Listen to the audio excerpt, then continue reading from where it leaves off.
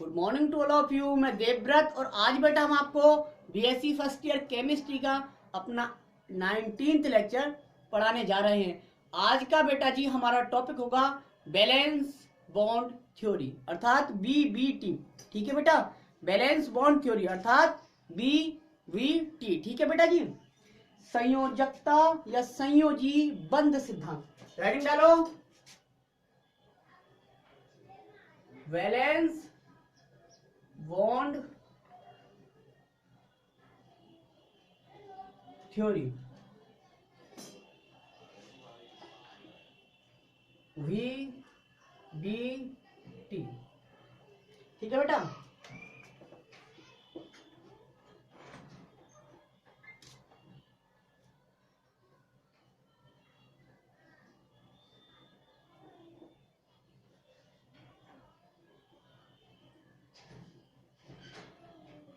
Topic ये है बेटा संयोजकता बंध सिद्धांत। ठीक है बेटा, हमने आपको अपनी प्रीवियस वीडियो या प्रीवियस लेक्चर में यह बताया था कोवलेंट कंपाउंड या कोवलेंट बॉन्ड स्टार्ट किया था। सहसंयोजी बंध क्या होता है। ठीक है बेटा, सहसंयोजी बंध क्या होता है ये स्टार्ट किया था। सहसंयोजी बंध तो हमने बताया था सहसंयोजी बंध कोवलेंट बॉन्ड के नेचर को बताने के लिए 3 थ्योरी हमने लिखी थी बेटा। ठीक है, पहली थी लुईस डॉट थ्योरी, दूसरी थी बीबीटी, तीसरी थी एमओटी।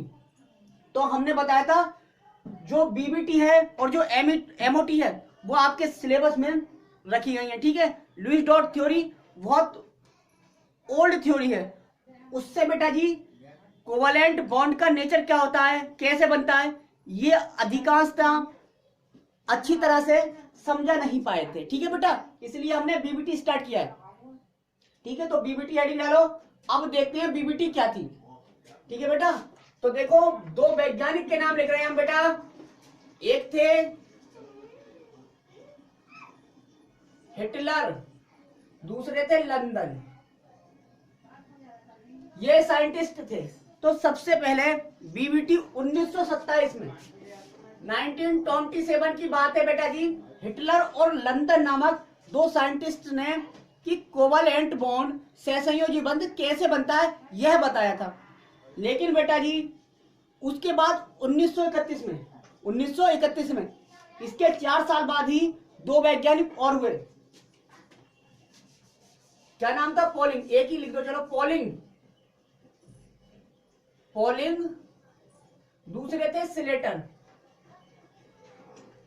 2 वैज्ञानिक और हुए। तो बेटा इन्होंने जो प्रारंभ में कोवलेंट बॉन्ड के नेचर के बारे में बताया था उसमें थोड़ा सा संशोधन क्या किया, करेक्शन किया पॉलिंग तथा स्लेटर ने, और अपने नाम से थ्योरी जिसे हमने कहा था वैलेंस बॉन्ड थ्योरी यानी कि संयोजकता बंध सिद्धांत।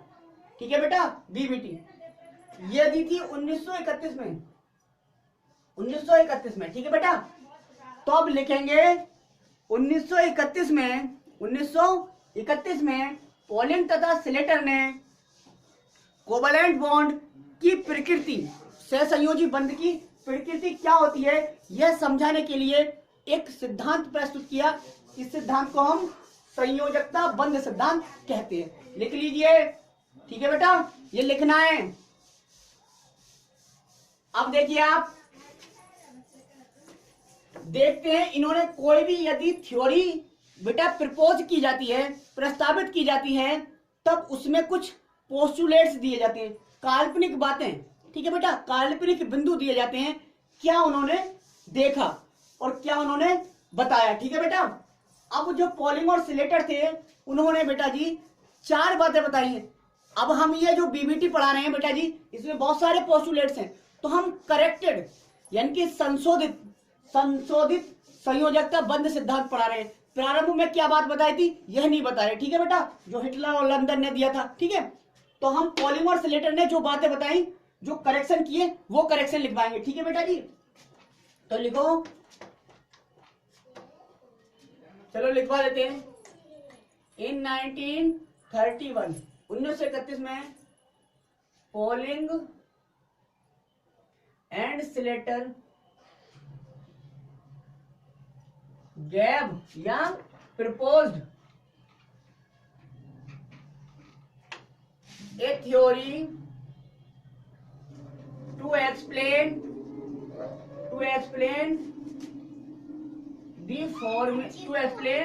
द नेचर, पहले फॉर्मेशन लिखो, to explain the formation and nature of covalent bond. 1931 में स्लेटर तथा पॉलिंग ने एक सिद्धांत प्रस्तुत किया, सहसंयोजी बंध कैसे बनता है, सहसंयोजी बंध की प्रकृति क्या होती है, यह समझाने के लिए। ठीक है,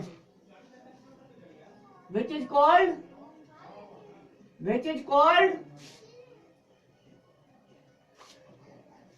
BBT, valence bond theory, short में VBT। ठीक है बेटा जी, VBT।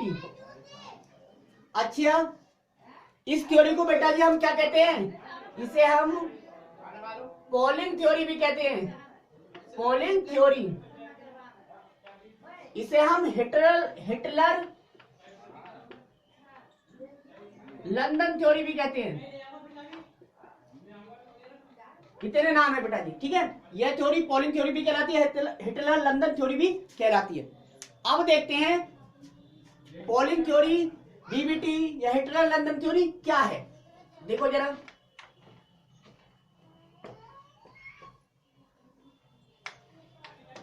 ये है बेटा जी, अकॉर्डिंग टू दिस थ्योरी, इस सिद्धांत के अनुसार, या हम कह सकते हैं the postulates of this theory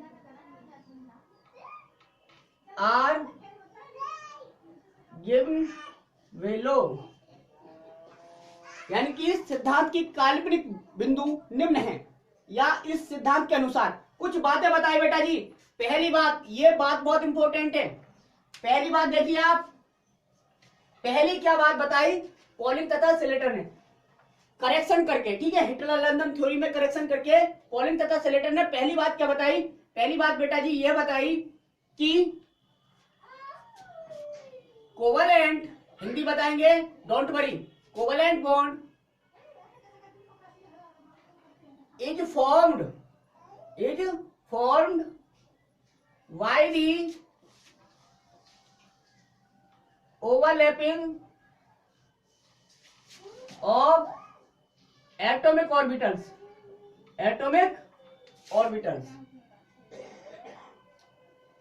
समझे जरा इस बात को। केवल बेटा जी 4 ही पोस्टुलेट से लिखवाएंगे पूरी थ्योरी में और आपको समझ में आ जाएगी। पहला जो पोस्टुलेट्स है, पहले जो बात है, पहला जो बिंदु है क्या है कि सहसंयोजी बंध जो बनता है वो परमाणु ऑर्बिटल यानी कि परमाणु कक्षकों के अति व्यापन से बनता है। पहली बात बताई, कोई भी सहसंयोजी बंध कैसे बनता है, सहसंयोजी बंध परमाणविक कक्षक एटॉमिक ऑर्बिटल्स के ओवरलैपिंग अर्थात अति व्यापन से बनता है। ठीक है, यही बात है, इसे हमने अंग्रेजी में लिख दिया बस, ओवरलैपिंग ऑफ एटॉमिक ऑर्बिटल्स हो गया। सहसंयोजी बंध जो बनता है बेटा जी वो परमाणु कक्षकों के अति व्यापन से बनता है। ठीक, दूसरी बात, नेचर की बात कही उन्होंने, कोवलेंट बॉन्ड का नेचर कब वीक होगा कब स्ट्रॉन्ग होगा कब वीक होगा। तो देखो कोवलेंट बॉन्ड स्ट्रेंथ की बात कही थी, sorry, strength of covalent bond is directly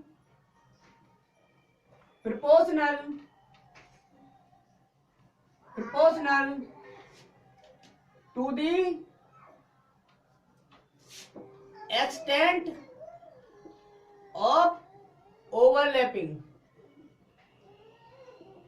ये बात बेटा जी पचाइए जरा, डाइजेस्ट कीजिए। Strength of covalent bond is directly proportional to the extent of overlapping, अर्थात सहसंयोजी बंध की शक्ति, स्ट्रेंथ मीन्स शक्ति, मजबूताई या कमजोर। स्ट्रेंथ का मतलब होता है शक्ति, ठीक है। तो कोवैलेंट बॉन्ड की शक्ति जो होती है वो किसके समानुपाती होती है? वो ओवरलैपिंग, अति व्यापन के क्या होती है? समानुपाती होती है। अर्थात हम कह सकते हैं इसमें तीसरी बात, या हम दैट इज करके लिख देते हैं, अर्थात बेटा जी ग्रेटर द ओवरलैपिंग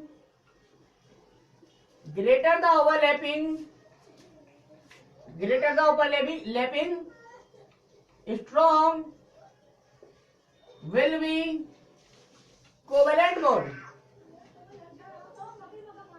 समझिए बेटा जी, समझिए इसे। Greater the overlapping strong will be covalent bond, अर्थात यदि ओवरलैपिंग अच्छी होगी, जितनी ज्यादा ओवरलैपिंग होगी उतना ही मजबूत कोवैलेंट बॉन्ड होगा। यह है हिंदी में, अर्थात जितनी अधिक ओवरलैपिंग होगी कोई भी कोवैलेंट बॉन्ड उतना ही अधिक मजबूत होगा, ठीक है। इसका मतलब है ये कि strength of covalent bond is directly proportional to the extent of overlapping. अर्थात यदि ओवरलैपिंग बढ़ेगी तो क्या होगा? कोवैलेंट बॉन्ड की स्ट्रॉन्गनेस बढ़ेगी। ओवरलैपिंग अगर अच्छी नहीं है तो क्या होगा? कोवैलेंट बॉन्ड वीक होगा, ठीक है। तीसरी बात देखते हैं बेटा जी, तीसरी बात क्या बताई? बहुत अहम और बहुत इंपॉर्टेंट बात है तीसरी, देखो दोनों बातों को नोट करो। तीसरी बात क्या बताइए, देखते हैं। इन्होंने कहा बेटा जी जो कोवैलेंट बॉन्ड होता है वो बनता कैसे है? तो लिखो ओनली हाफ फिल्ड, केवल आधे भरे हुए, only half filled atomic orbitals, केवल आधे भरे हुए परमाणु कक्षक ही form, only half filled atomic orbitals form covalent bond. ये बहुत इंपॉर्टेंट बात है बेटा, क्या कि केवल आधे भरे परमाणु कक्षक ही कोवैलेंट बॉन्ड बनाते हैं। यदि हम पूछें आपसे कोवैलेंट बॉन्ड कौन से एटॉमिक ऑर्बिटल बनाएंगे, फुल फील्ड वाले या हाफ फील्ड वाले या वैकेंट खाली, तो आपको पता होना चाहिए केवल जो आधे भरे होते हैं, हाफ फील्ड जो एटॉमिक ऑर्बिटल होते हैं वही कोवैलेंट बॉन्ड फॉर्म कर सकते हैं, ना ही वैकेंट का मतलब खाली, और ना ही फुल फील्ड यानी कि पूरे भरे। नाइदर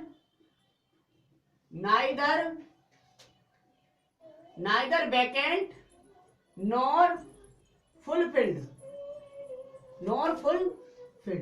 समझ गए बेटा जी? अर्थात ना तो खाली ऑर्बिटल और ना ही full filled orbital covalent bond बनाते हैं, बल्कि हाफ फील्ड एटॉमिक ऑर्बिटल ही कोवैलेंट बॉन्ड बनाते हैं।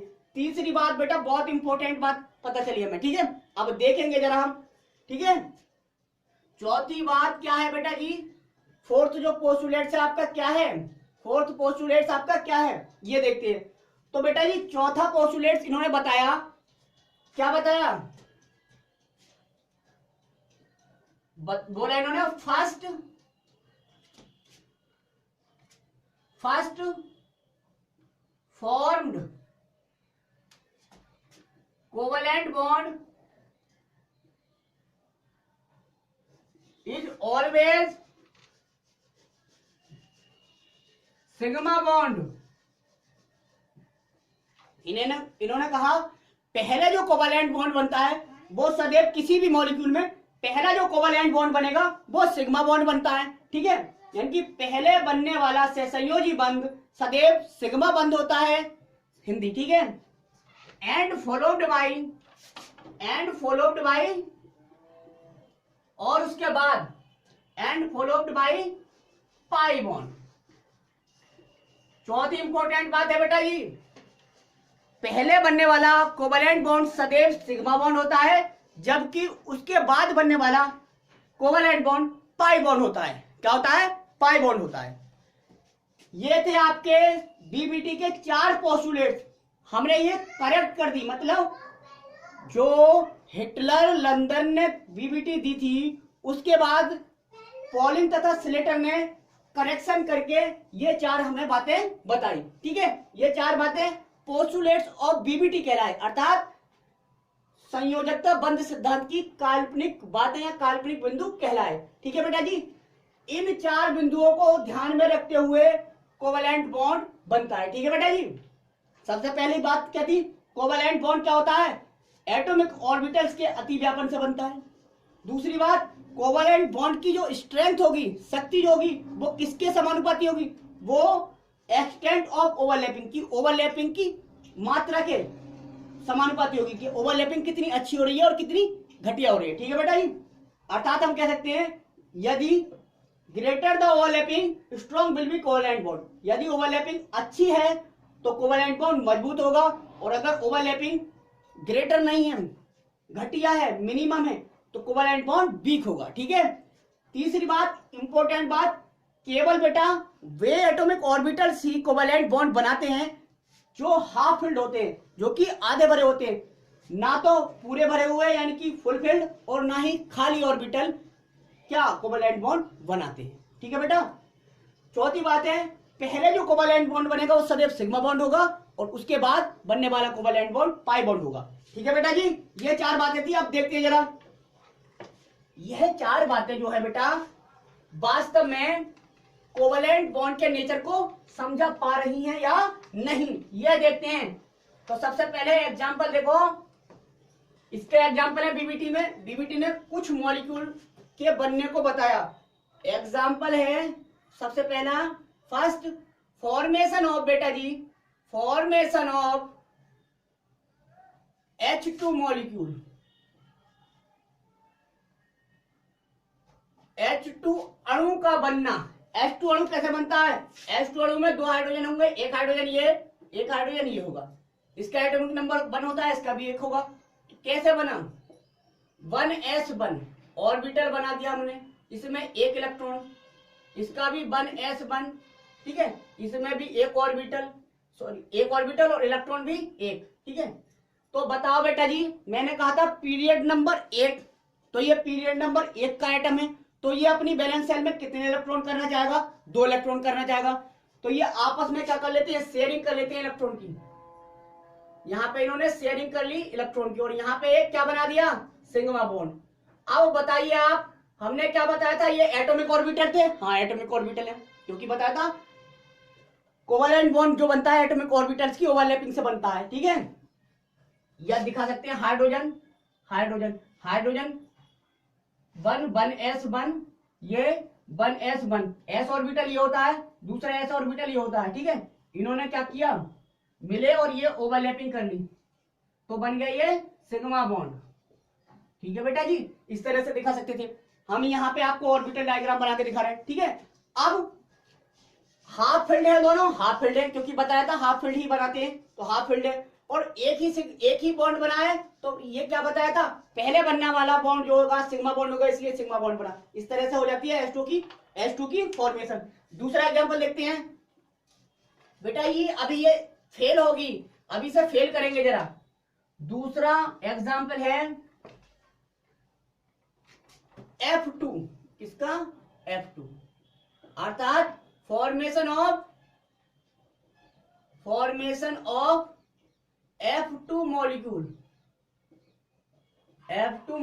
का बनना। ठीक है, F2 मॉलिक्यूल का बनना, एग्जांपल सेकंड है ये।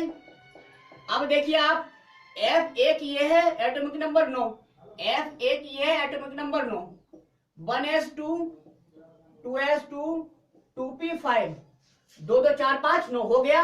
वैलेंस सेल है ये 1s2 2s2 2p5, valence shell है इसकी ये, तो s ऑर्बिटल इसमें ये हो गया, p ऑर्बिटल ये हो गया बेटा जी, p में 5 इलेक्ट्रॉन है, 5 इलेक्ट्रॉन दिखा दिए, इसका s ऑर्बिटल ये है, इसके p ऑर्बिटल ये है, 3 4 5।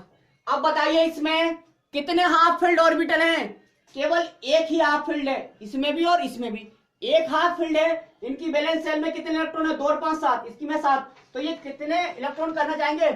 8 करना चाहेंगे।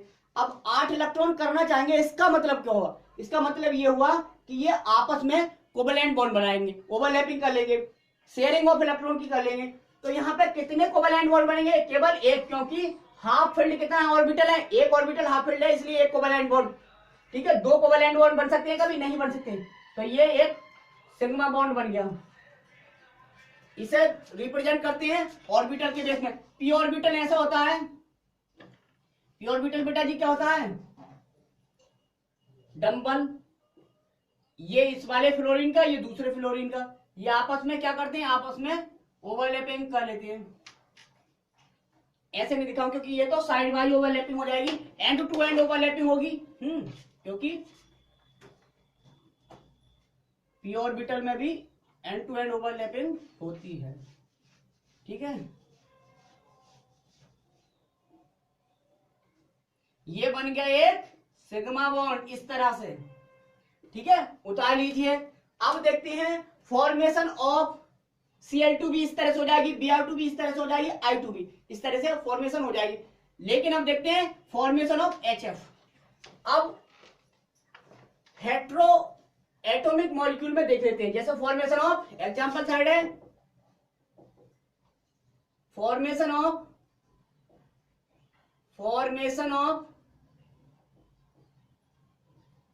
HF molecule, HF molecule, hydrogen fluoride का बनना। ठीक है बेटा जी, हाइड्रोजन फ्लोराइड का बनना देखो जरा, ये है सेंट्रल एटम, बड़ा वाला होता है।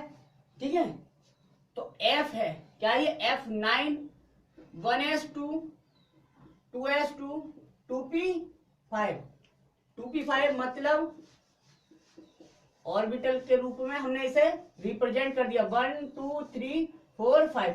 ठीक है बेटा, अब हाइड्रोजन होगा एक, एटॉमिक नंबर 1 1s1। अब s ऑर्बिटल ये है। अब बेटा जी बताइए, इसमें हाफ फील्ड एक है, इसमें भी हाफ फील्ड एक है, तो कितने सिग्मा बॉन्ड बनेंगे? कितने, सॉरी, कोवेलेंट बॉन्ड बनेंगे? एक सिग्मा बॉन्ड। दिखा दे जरा ऑर्बिटल के रूप में। फ्लोरीन का पी ऑर्बिटल और पी ऑर्बिटल होता है इस तरह से,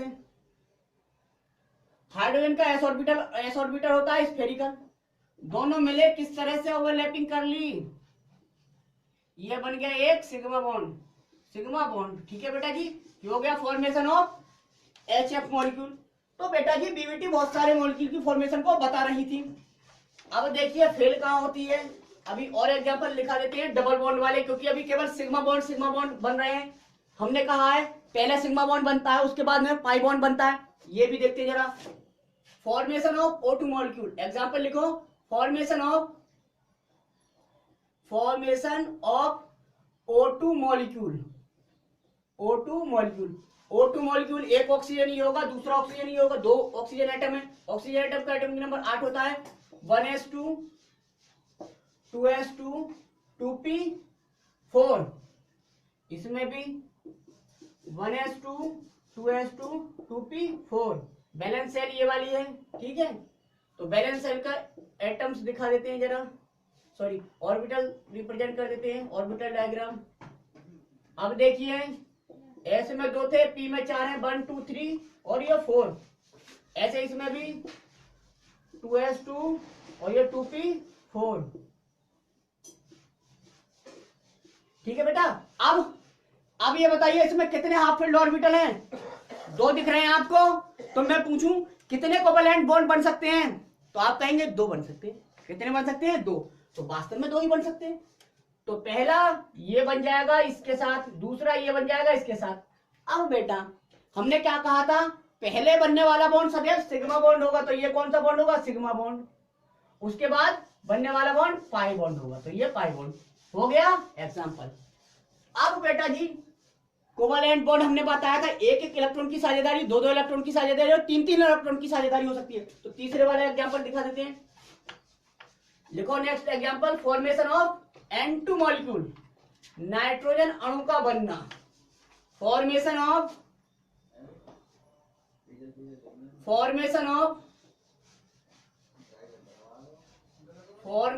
ऑफ डाई नाइट्रोजन या नाइट्रोजन मॉलिक्यूल, N2 मॉलिक्यूल। ठीक है बेटा जी, N2 में देखो एक N ये होगा 7, दूसरा N ये होगा बेटा जी, इसका एटॉमिक नंबर 7 होगा। 1s2 2s2 2p3, इसमें देखो 1s2 2s2 2p3। ठीक है, बैलेंस सेल ये है, तो बैलेंस सेल साझा करते हैं। एक और बना लो, ठीक है, थोड़ा दूर हो। 1 2 3 1।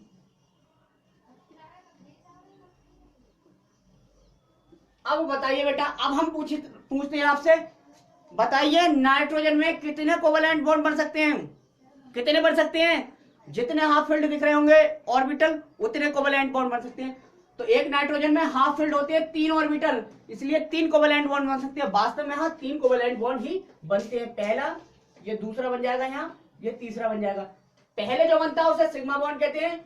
उसके बाद जितने भी बनते हैं, 2 बनते हैं ना, उसके बाद दोनों पाई बॉन्ड होते हैं। ठीक है बेटा, ये भी सिग्मा, ये सिग्मा, ये पाई, 2 पाई बॉन्ड और 1 सिग्मा बॉन्ड होते हैं। ठीक है, इस तरह से हम चल रहा था। बीबीटी मॉलिक्यूल कैसे बनते हैं, कैसे उसमें कोवैलेंट बॉन्ड बनता है, ये समझा रही थी। लेकिन बेटा जब CH4 बना, क्या बेटा, यहां पे फेल हो जाएगी बेटा। जब CH4 बना, ये देखो बेटा एग्जांपल देखिए जरा, CH4 का बनना, यानी कि फॉर्मेशन ऑफ CH4, मेथेन का बनना। मेथेन में देखिए कार्बन एटम है, सेंट्रल एटम, एटॉमिक नंबर 6 होता है 1s2 2s2 2p2, ये बैलेंस सेल। इससे कितने हाइड्रोजन बेटा? 4। अब देखो पहले इसका एटॉमिक ऑर्बिटल बना लो, 2s2 2p2 1 2। अब हम आपसे कहते हैं बेटा कि बताओ इसमें कितने कोवैलेंट बॉन्ड बनेंगे? कार्बन में, कार्बन कितने कोवैलेंट बॉन्ड बना सकता है किसी भी एटम के साथ? तो बेटा जी आपको दिख रहा है कितने हाफ फील्ड हैं? 2 हाफ फील्ड ऑर्बिटल हैं, इसलिए केवल 2 ही कोवैलेंट बॉन्ड बन सकते थे CH4 में। लेकिन आपको पता है CH4 है, यहां लिखूं, CH4 है, तो CH4 में तो 4 कोवैलेंट बॉन्ड है, 1 2 3 4। ठीक है, 4 कोवैलेंट बॉन्ड है। लेकिन बीबीटी कह रही थी कि हमारे हिसाब से केवल 2 ही कोवैलेंट बॉन्ड बन सकते थे। इसका मतलब क्या हुआ कि बीबीटी CH4 के बनने को नहीं समझा पाई। मतलब क्या हुआ बेटा जी? मतलब ये हुआ कि CH4 के बनने में बीबीटी फेल हो गई, क्योंकि ये नहीं समझा पाई कि CH4 में 4 कोवैलेंट बॉन्ड कैसे बनते हैं। यह तो बता रही थी कि जितने हाफ फील्ड एटॉमिक ऑर्बिटल होते हैं उतने ही कोवैलेंट बॉन्ड बनेंगे, क्योंकि जो तीसरा पोस्टुलेट था वो यह था क्या कि only half filled atomic orbitals ही कोवैलेंट बॉन्ड बनाते हैं, ना तो वैकेंट वाले और ना ही फुल फील्ड। तो ये वैकेंट है, ये क्या है? वैकेंट। तो इनके हिसाब से ये नहीं बनाना चाहिए, ये वैकेंट तो ये नहीं बनाएगा, ये फुल फील्ड है बेटा जी, फुल फील्ड। और तो फुल फील्ड भी नहीं बनाना चाहिए। तो बचे कितने? Half field 2। तो 2 ही सिग्मा बॉन्ड बनने चाहिए थे, या कह सकते हैं 2 ही कोवैलेंट बॉन्ड बनने चाहिए थे, लेकिन बनते बेटा 4। इसका मतलब यहां ये फेल हो गई। तो बीबीटी क्या हो गई? फेल हो गई बेटा, असफल हो गई। तो लिखो BBT could not explain the formation of CH4. BBT valence bond theory could not explain the formation of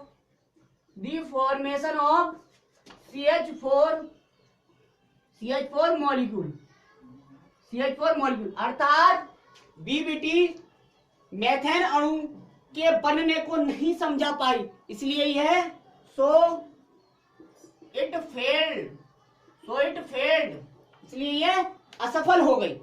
ठीक है बेटा, असफल हो गई, यही इसकी ड्रॉबैक थी, यही इसकी कमी थी। अब बेटा हम आपसे कहते हैं बनता तो है CH4, तो बनता कैसे है? तो यह बात किस थ्योरी ने बताई, किसने हमें बताया?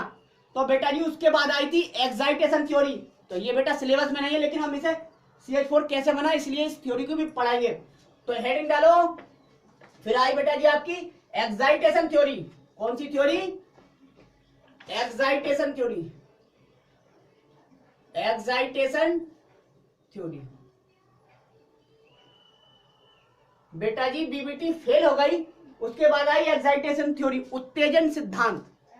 उत्तेजन सिद्धांत ये थ्योरी क्या कहती है? ये थ्योरी कहती है बेटा जी क्या, यदि N B is greater then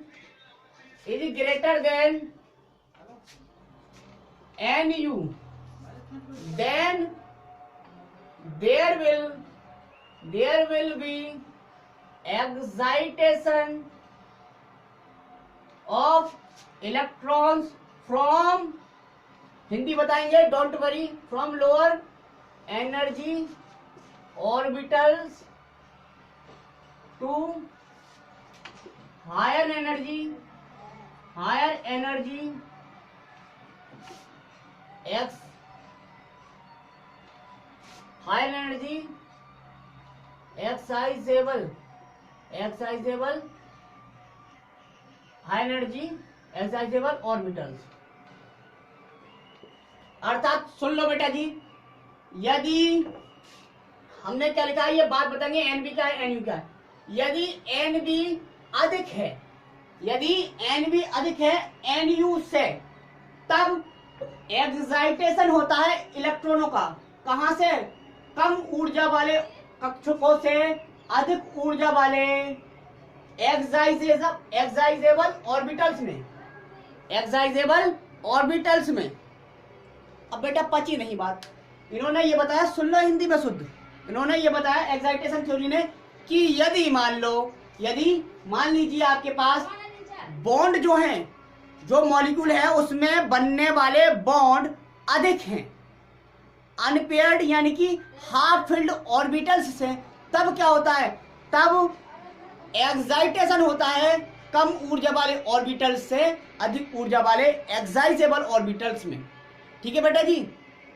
कब तक एक्साइटेशन होगा? जब तक कि बनने वाले बॉन्ड की संख्या अनपेयर्ड इलेक्ट्रॉन यानी कि हाफ फील्ड इलेक्ट्रॉन के बराबर ना हो जाए, तब तक। तो एन भी क्या है? बनने वाले बॉन्ड की संख्या, नंबर ऑफ बॉन्ड्स है। ठीक है, अब देखते हैं जरा, हिंदी में लिख लीजिए ये बात, हिंदी में लिख लीजिए, हो सकता है अंग्रेजी में समझ में ना आया हो, तो हिंदी में लिख लीजिए।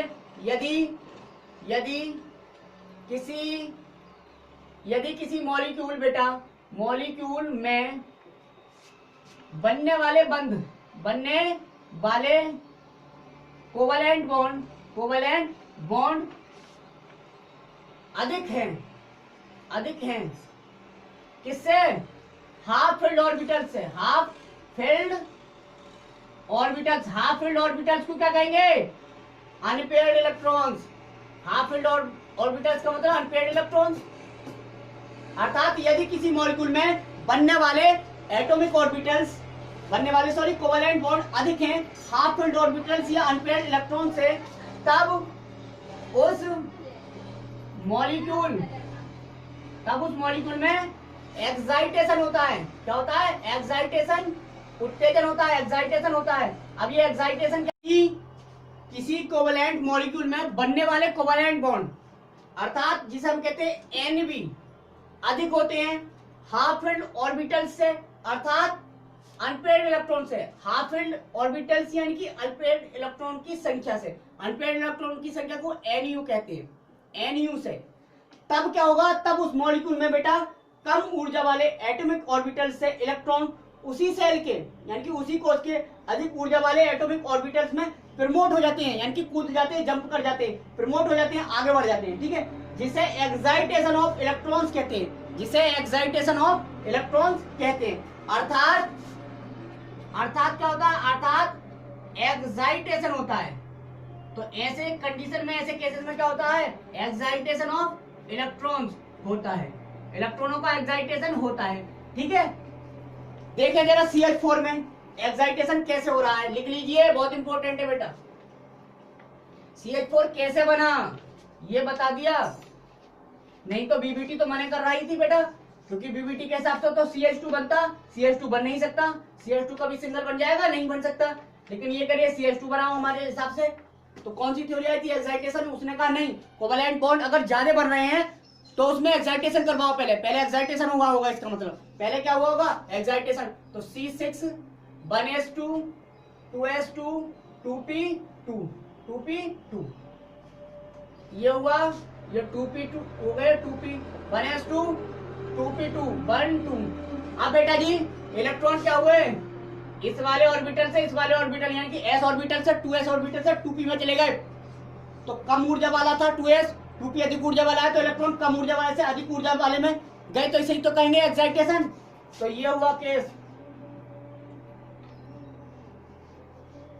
इसमें आ गया ये। अब देखिए बेटा जी एक्साइटेड हो गया, यहाँ पे आ गया। अब कितने हाफ फील्ड हो गए? यहाँ पे हाफ फील्ड कितने इलेक्ट्रॉन हो गए? कितने ऑर्बिटल, सॉरी हाफ फील्ड 4, या कह सकते हैं अनपेयर्ड इलेक्ट्रॉन। हाफ फील्ड मतलब अनपेयर्ड इलेक्ट्रॉन, अनपेयर्ड इलेक्ट्रॉन बराबर 4, यानी कि NU बराबर नंबर ऑफ अनपेयर्ड इलेक्ट्रॉन बराबर 4, और NB बराबर कितने हैं इस मॉलिक्यूल में? वो भी 4। तो हमने कहा तब तक एक्साइटेशन होता है जब तक कि NB NU के बराबर ना हो जाए, अर्थात बनने वाले बॉन्ड अनपेयर्ड इलेक्ट्रॉन या हाफ फील्ड ऑर्बिटल के बराबर ना हो जाए, तब तक एक्साइटेशन होता है। तो 4 हमने अब दिख रहा है कि 4 जो है हाफ फील्ड ऑर्बिटल है, इसका मतलब 4 कोवैलेंट बॉन्ड अब यहाँ पे बन सकते हैं। तो 4 कोवैलेंट बॉन्ड बन सकते थे, H ऐसे आ सकते थे। बहुत बढ़िया बेटा, बन गया। लेकिन बेटा दिक्कत यह आई कि यह थ्योरी केवल इतना ही बता पाई एक्साइटेशन के बारे में। इस थ्योरी के हिसाब से भी हम CH4 की सभी गुणों को, सभी जो प्रॉपर्टी है उसे एक्सप्लेन नहीं कर पाए। वो प्रॉपर्टी क्या देखी गई? एक्सपेरिमेंटली मेथेन अणु में ये देखा गया है बेटा जी कि मेथेन अणु में जो चारों बॉन्ड है ना, उनकी शकल सूरत एक जैसी है, अर्थात उनकी बॉन्ड एनर्जी, उनकी शेप चारों की एक जैसी है। लेकिन इसके हिसाब से चारों की एक जैसी नहीं होनी चाहिए। क्यों नहीं होनी चाहिए?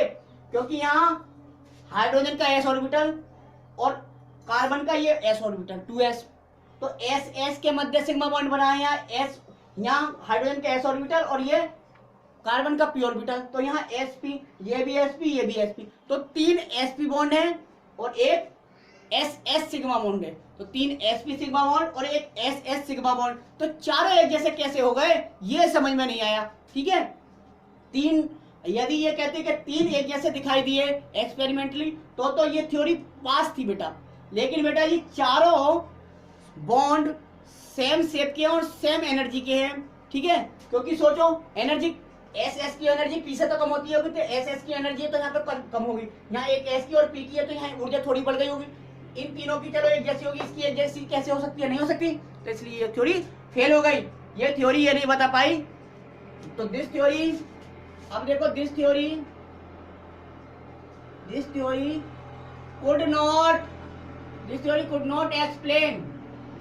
could not explain how all the 4 covalent bond in CH4 molecule, ये थ्योरी ये नहीं बता पाए कि CH4 अणु में सभी चारों बंध, ठीक है, सभी चारों बंध समान क्यों थे।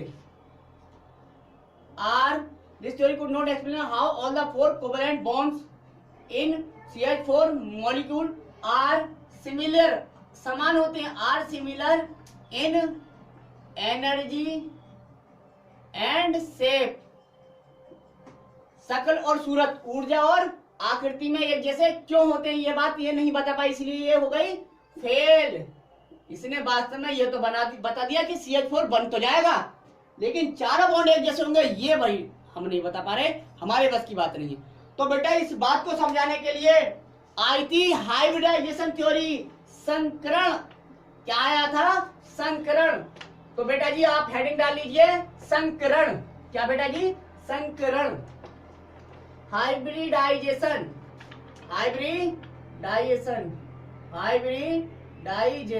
संकरण। ये संकरण क्या है? हेडिंग डाल दीजिए संकरण। ये बेटा करवाएंगे हम कल अपनी नेक्स्ट वीडियो नेक्स्ट लेक्चर।